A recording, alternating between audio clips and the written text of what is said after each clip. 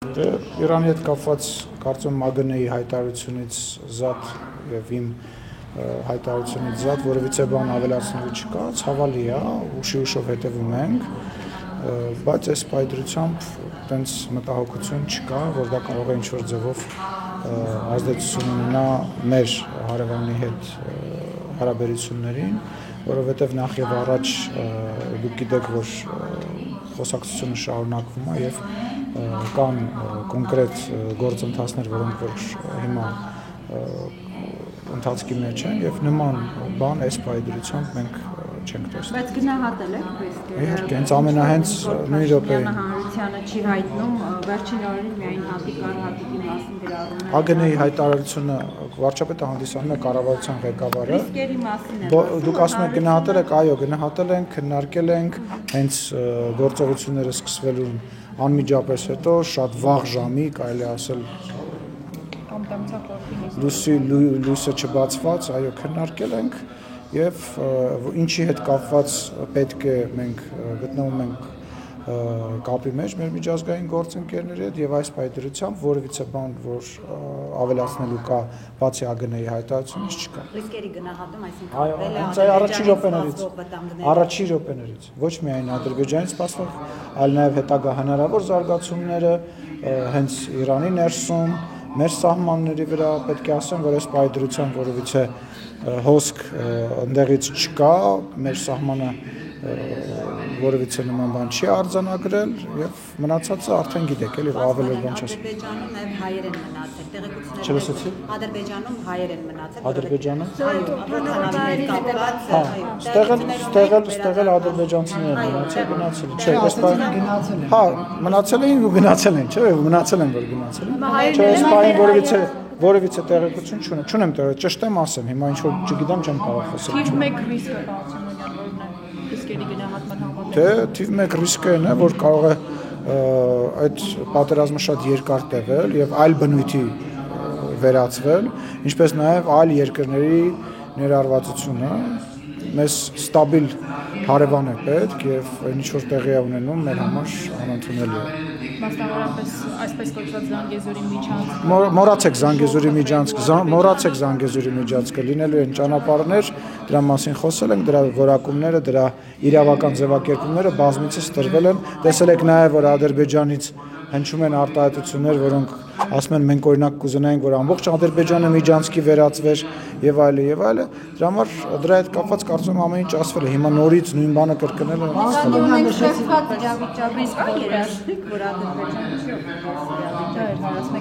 Լուսինե ջան, ես քաղաքական առումով եմ ասում մոռացեք եւ ռազմական առումով էլ արդեն ռազմական գերատեսչության ղեկավարը կպատասխանի, այդ խոսակցությունը փակված է եւ այդ խոսակցությանը վերադարձ ոչ այն ժամանակ ա եղել, ոչ հիմա կա, ոչ էլ ապագայում կարա լինի, դրա հետ կապված իրանք հայտարարություն են արել, մենք մեր դիրքորոշումը ասել ենք, իրանք զարմանքով են մոտեցել, Ադրբեջանի նախագահը ասել է ես զարմանում եմ ընդհանրապես դուք ինչի եք դրանից այդպես վատ վերաբերում, Ադրբեջանի պաշտոնյան, որը որ զբաղվում է իրենց արտաքին քաղաքականությամբ եւ հանդիսանում է իրենց նախագահի խորհրդականը ասել է որ ինչ են հայերը այդպես ցավագին տանում, մենք կուզենայինք որ ամբողջ Ադրբեջանը լիներ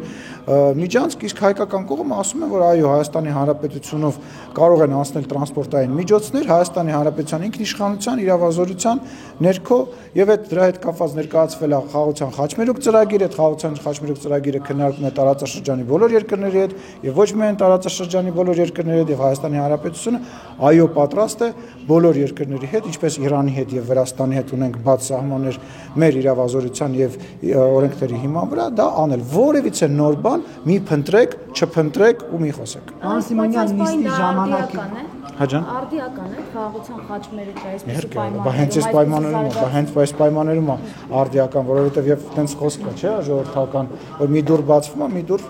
փակվում է եւ հակառակը, որ մի դուր փակվում է, մի դուր բացվում է։ Հիմա եթե դուք օրինակ համացանցում կա, հա, տեսնում եք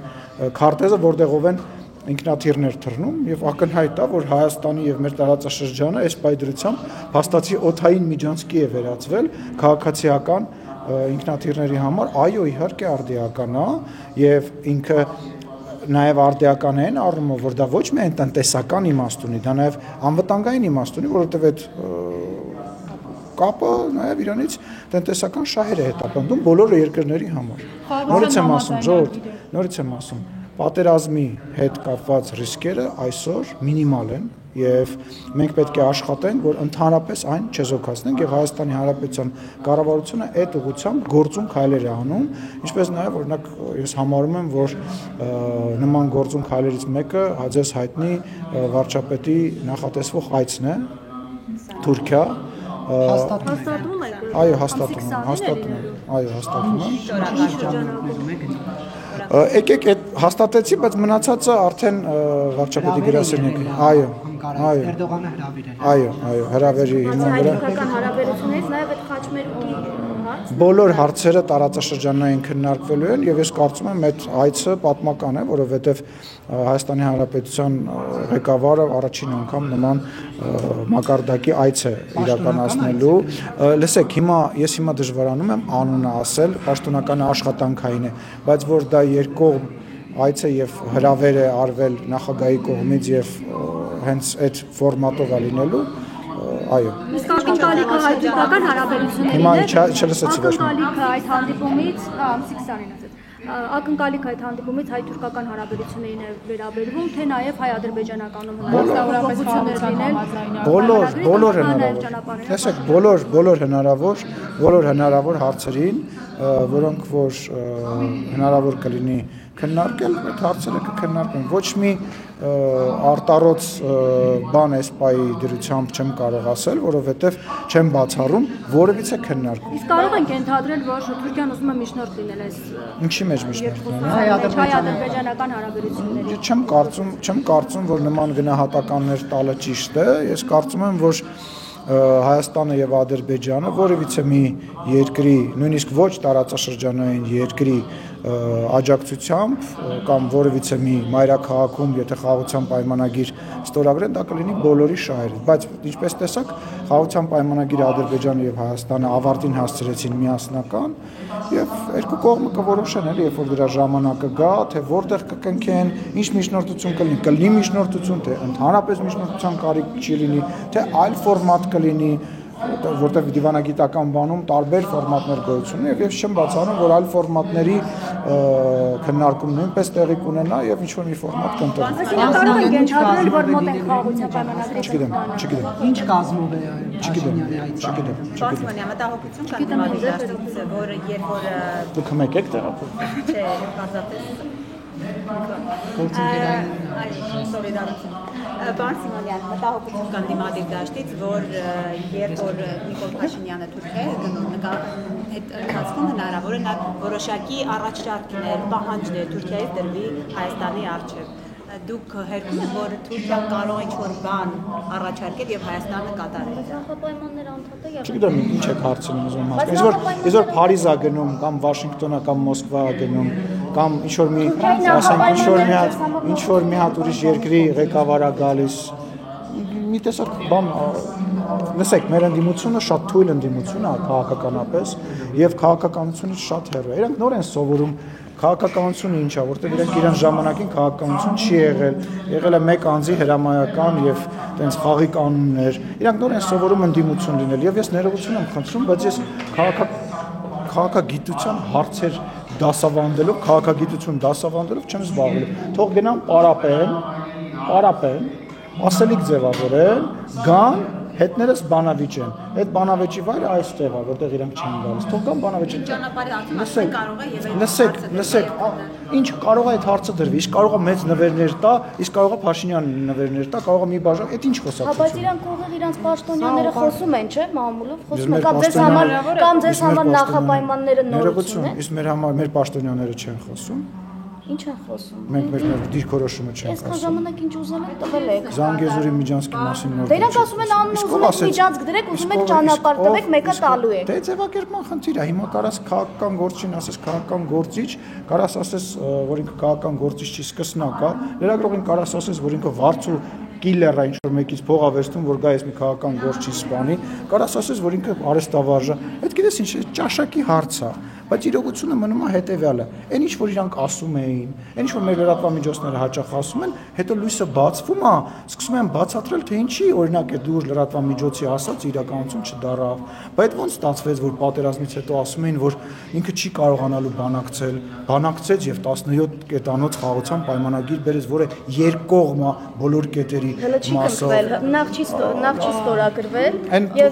լավ։ Իսկ այն թղթի վերաբերյալ, որը վերաբերում է սահմանագծման, սահմանազատման, ասում եք Ալիևը չի ստորագրելու, Ալիևը ստորագրեց այդ ասենք ոտք դրեց Ես հասկանում եմ, հեսա կվերադառնանք սահմանազատման գործընթացին եւ ես հասկանում եմ, որ տենց մի հատ արտահայտություն կա հայտնի էլի, որ ասում եմ, որ մեկը ջրի վրայով քայլի, միշտ մեկը կգտնվի, որ կասի, հա, լողանալ հաստատ չգիտի դրա համար ջրի վրայով։ Այդ տրամաբանությամբ եք շատ։ Ինչ վերաբերում է սահմանազատման եւ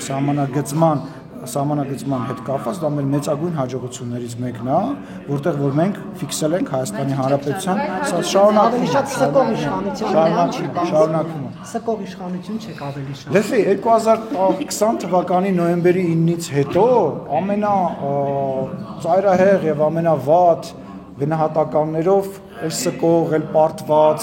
էլ դավաճան, էլ հողատու ինչ տեսակի բան ասեցին, չէ՞։ Տեսակ 2021 թվականին ով սկեց ու ով սկծրեց, ով միջև քոքը մաշվեց, ով քոքը մաշացրեց։ Տեսակ։ Ձեզ դատի է տվել Ռոբերտ Քոչարյանը ձեր դեմ դատական հայց է ներկայացրել։ Ես ինքան ուրախ եմ։ Եթե իմանայի, չէ, ոչ մեկ արժանի չի որ ծեծեն, նույնիսկ Ռոբերտ Քոչարյանը կամ իր տղան էս դահլիճում արժանի չի որ ծեծուտի, նույնիսկ լրագրողները արժանի չեն որ ծեծուտեն։ Դե ասենք Վահե Մակարյանը Ռոբերտ Քոչարյանի հարցին պատասխան, հետո Վահե Մակարյանի հարցին չմոռանաս խնդրում։ Ռոբերտ Քոչարյանի ինձ դատի տալու մասով շատ ուրախ եմ, եթե իմանայի որ դատի տալու նույնիսկ պատրաստ էի, ես բանը վճարեի այդ գույքը հարկա ինչա կոչվում այդ պետական турքը պատրաստ էի վճարել, բայց դե հիմա դիմել է 9 միլիոն դրամ փող ա ուզում ինձնից, վստահ եմ որ այդ 200 միլիոն դոլարին այդ 9 միլիոնը ճիշտ է բան չի փոխելու, բայց էլի տենց։ Բայց դու պետք է կրճատեք ձեր ծախսերը, որ կարողանաք վճարել։ Չէ, ես չեմ կարծում որ նախ ինքը այդ դատը հաղթելու է, որովհետև ես որքան հասկանում եմ, ես որքան ինչ պետք է ապացուցեմ իմ ասածները, որ ես իմ գնահատականները տվել եմ, հա, այսինքն այն բանը, որ Ռոբերտ Քոչարյանին մեղադրում են մարդասպան լինելու մեջ, մարտի 1-ի հոկտեմբերի 27-ի Պողոս Պողոսյանի, այդ դրանք ես պետք է ապացուցեմ։ Կարծում եմ ինքը պետք է գա ապացուցի, որ ինքը մարդասպան չի, թալանչի չի եւ ինքը Դուք եք ասել դուք պիտի մենք հիմա դատական նիստ ենք։ Ապացուցողական բեռը ձեր վրա է։ Մենք հիմա դատական նիստ ենք։ Դու որպես մարդ, որը ինձ պարտվել ես դատական նիստում հասկանում եմ, որ դրանք լավ գիտես։ Դե տենց էլ չկանչեցին հարցակնություն։ Բայց ինչի պետք է կանչեն։ Քաղաքացիական գործով չեն կանչում։ Փաստաբանս կգնա, փաստաբանը։ Չէ, գործ կար, վարույթ կար, որը կարճվեց։ Վարույթ կար, որը կարճվեց։ Քո բարեկամության երեկոն չի։ Մնացածի հետ կապված քո գործընկերները լրագրողին ազգային ժողովի տարածքից պատգամավորի անցաթղթով ներս մտած լրագրողին Վահեին, հա, անվտանգության աշխատակիցների միջոցով դուրս հանել ինչքանով էր տեղին բան։ Տեսեք, գոյություն ունի կանոն, որով որ լրագրողները կարող են գործել ազգային ժողովում։ Այդ կանոնի համաձայն դուք օրինակ հավատարմագրում եք ստանում եւ հավատարմագրվելով կարողանում եք ձեր գործունեությունը իրականացնել։ Երբ որ падգամավորը անցաթուղթ է իջացնում, դա նույնպես ունի իր կանոնները։ Այդ կանոնների մեջ ենթադրում է, որ օգնականը գալիս է, ուղեկցում է անձին падգամավորի սենյակ եւ հետո ուղեկցում է սենյակից դուրս։ Ձեր նշած անձը եկել էր նստել էր բանի այդ հանձնաժողովի նիստին եւ լրատվական գործունեություն էր իրականացնում։ Հիմա կարելի է վերջացնեմ, մի վերջացնեմ։ Հիմա եկեք sense մի բան պայման։ Ինչով է ձեր նշած անձը ավելի մեծ առավելություններ ունենում ձեզանից, որ դուք հավատարմագրվում եք, ինչ-որ process եք անցնում, իսկ ինքը կարող է ուղղակի բանով գա անցնել, դա մեկ, երկրորդը այն անձը, որ իրեն թուղթ է տվել, որ ինքը ներս մտի, նույնպես իրեն ասել է, որ պետք չի, որ ինքը գա մասնակցի եւ խնդրել է որ իրան դուրս դնել այս process-ին Գեգամ Մանուկյանն է այդ անձը ես անձամբ զրուցել եմ իր հետ ուստի ստացվում է որ ձեր նշած անձը ուղղակի ներսի կանոններն է խախտել եւ ներսի կանոնների հողամները բոլորի համար նույնն են վերադառնանք Նարեկ Մալյանին ասեք լսում ինչ եք ասում Նարեկ Մալյանը եկել էր Մամի Բջանյանի մոտ բայց մտել է Աղվան Վարդանյանի սենյակ այդ դեպքում մենք պարոն Աղվան Վարդանյանից կամ պարոն Մամիջանյանից որևիցե բողոք չենք ստացել եւ որևիցե եւ որևիցե ակնհայտ էր, ումից էր պես ստանալ ասեմ, ակնհայտ։ Ասում եք կա։ Նախ Նարեկ Մալյան չէր եկել լրագրողական գործունեություն իրականացնում։ 1, երկրորդը։ Տանեկ Մամիջանյանի սենյակ, Աժրեցի։ Ինչի տանենք Մամիջանյանի սենյակ։ Նարեկի Մալյան հանել է։ Չէ, Վահեն կներեք Գեգամ Ախր Գեգամն էլ չէր ուզում որ գնա իր ասենյակ, Գեգամ Մանուկյան նույնպես ասում էր որ սխալ է։ Ժորդ, տեսեք, վերջացրեք այդ ես հասկանում եմ ձեր ցանկությունը նախ գործընկերական առումով իրար աջակցելու, բայց եկեք ազնիվ եւ անկեղծ լինենք, հա, գործում ունեն կանոններ, բոլորի համար այդ կանոնները գործում է։ Հիմա դուք կարծում եք որ ճիշտ է, որ դուք օրինակ չհավատարմագրվեք, ինչ որ ծանոթ պատգամավոր ձեզ թուղթ տա, ու այդ մարդը գանստի ընդհանրենք պաշտպանության հանձնաժողովից ռեպորտաժը, չէ, դա նորմալ չի։ Եթե դա նորմալ լինի, կանոնակարգը դա կներար, եթե չի ներառ, ուրեմն դա նորմալ չի։ Հիմա էլի չեք հավատարմագրելու։ Մյուս տարի զրկված է ընդմիշտ հավատարմագրի։ Անիծված է։ Հանրապետության անդամի հետնատուներ են առաջադրվել։ Դուք նախ առաջադրվել եք եւ ինչ կազմեք, ովքեր են առաջադրվել, ովքեր չեն լինի։ Կարծում եմ կոռեկտ չի, որ ես ասեմ, թե ով չի առաջադրվել։ Դուք առաջադրվել։ Ես առաջադրվել եմ, ես կարող եմ խոսել միայն իմ մասին, ես առաջադրվել եմ։ Դե թե խլի կազմը ընտրվի, չեմ կարող ձեր հարցին պատասխանել։ Չեն լինի, անցած վարչության ընտրությունները կեղծվել են։ Ոչ որևիցե բան չի կեղծվել, որևիցե բան չի կեղծվել, եղել են խնդիրներ, դրա համար եղել է վերահաշվել եւ պարոն Թորոսյանը, որի անունը դուք հիշատակեցիք, նույնպես վարչության անդամ է ընտրվել եւ այդ այսպես ասած արդյունքները ընդունել է, իսկ ինչ վերաբերվում է արդյունքներին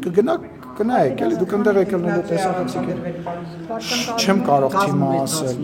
Այո, կազմը կմեծանա, կանանց քվոտա ենք ավելացրել, որ կանայք շատ ավելի շատ ներգրավված լինեն, էլի։ Դուք հավակնում եք վարչության նախագահի պաշտոնին։ Լսեք, անկեղծ չէ, որովհետեւ այդ աշխատանքը ինձ շատ է, էլի։ Ես չեմ ուզում։ Ես առանց այդ ծառաբեռնված եմ, ինձ դժվար է հաճախ վարչության նիստերին մասնակցել։ Փաշինյանից բացի ոչ մեկ իրավունք չունի հավակնել այդ պաշտոնը։ Բայց մենք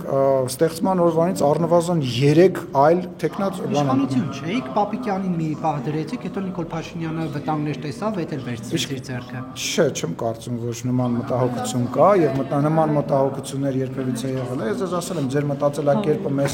համեմատել մնացած կուսակցությունների հետ մի քիչ սխալ է, մենք շատ բաց ենք եւ Արայիկ Հարությունյանն ա եղել մեր առաջի կուսակցության վարչության նախագահ Սասուն Միքայելյանը, Սուրեն Պապիկյանը եւ միշտ տեխնատուներ են ունենում։ Ես ասեմ, վարչապետը ինքն է հրաժարվել այն դեպքերում, երբ որ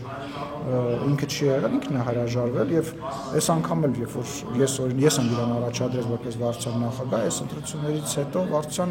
որը որ ինքը դարավ, ես ակնկալում եի որ էլի հրաժարվել է եւ դրա համար մի հատ երկար տեքստ ասի, բայց այս անգամ համաձայնեց, իսկ կարծում եմ այդ պատասխանատվությունը վերջները ճիշտ է։ Չգիտեմ, ինչ է։ Նիկոլ Փաշինյանը։ Այո, իհարկե առաջադրվել։ Պարոն Սիմոնյան, ինչպես եք զավթելու վեհարանը։ Լսի, երբևիցե դրա կարիքը չի եղել, որովհետև ակնհայտ է, Ես ձեզ ասեմ ավելի շատ մարդ առաջադրել մինիմալ բանն է, ամառային դպրոցի 100 տեղի համար 700 դիմորդ ունեմ արդեն ես։ Էլի քաստինգով։ Բայց ինչ բան է։ Մտյան եթե։ Չէ։ Վեհարանը ինչպես եք պատրաստում զավթել։ Վեհարանը իշխանություններն ինչպես են զավթել։ Փաշինյանն է ասում է պիտի վեհարանից հանել վեհին եւ հանձնախումբ ստեղծել, ընտրություններ կազմակերպել կաթողիկոսի, ինչպես եք զավթելու։ Եթե դուք հիմա գալիս եք իմ հետ հարցազրույց անելու, դուք ինչ-որ բան զավթում եք, ինչ ճնշում եք, նեղացնում եք, հա։ Հիմա ձեզ շրջափակել ենք։ Ուզում եմ հասկանամ, հարցը ուզում ես արի սենց անենք, որպեսզի հասկանալի լինի մարդկանց, ովքեր որ դիտում են, որ դու տենց իբր անկողմնակալ ես եւ հարց ես տալի, որ ինֆորմացիա ստանաս, այլ ոչ թե վեհարանաս երբեք զավթելու հարցը։ Հա, բայց զավթ, եթե օրենքը ձեզ չի թույլատրվում, ուրեմն զավթելա, ինչ է, բա ինչ է։ Ինչ կարևոր զավթել։ Հանձնախումբ եք ստեղծում։ Եկեղեցու ներքին գործերին եք խառնվում։ Եկեղեցին ունի հատուկ կարգավիճակ եւ սահմանությամբ սահմանված է որ ունի հատուկ կարգավիճակ եւ Հայաստանի Հանրապետությունը բնական է պետքա իմ նաեւ կարծիքով իր դերակատարում ունենա այդ կառույցի մեջ եւ դա մեր կարծիքն է, գիտես ինչ։ Սահմանադրություն եք խախտում։ Սահմանությունը գրած է, որ մենք որևիցե կարծիք պետքա չունենանք, այդ Ոչ, ոնց է, որ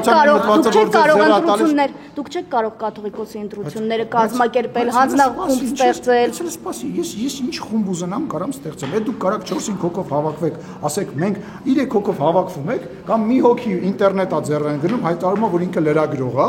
Ես պետության բարձրաստիճան ներկայացուցիչ չեմ կարող ասել, որ ստեղ խնդիր կա եւ ես ուզում եմ պետությունը ուզում այդ խնդիրը անհարկի է, ձեր համեմատությունը անհարկի է։ Շատ կարեւոր է։ Այդ մենք միշտ մշտապես խոսացել ենք, որ այդ կառույցի հետ կապված բազմաթիվ խնդիրներ կան։ Այդ կառույցը հիմնված է հարգանքի վրա, այդ կառույցը հիմնված է հավատի վրա։ Հիմա դուք եկել եք ինձ հարցեր եք տալի։ Հիմա ես ներողություն եմ խնդրում ձեզանից եւ մի հարց ունեմ ձեզ։ Ռետորական հարց ունեմ ձեզ։ Արդյոք դուք ցենց համարցակ լրագրողներով, այսինքն խելացի լրագրողներով երբևիցե հարցրել եք կաթողիկոսին կամ որևիցե սրբազանին,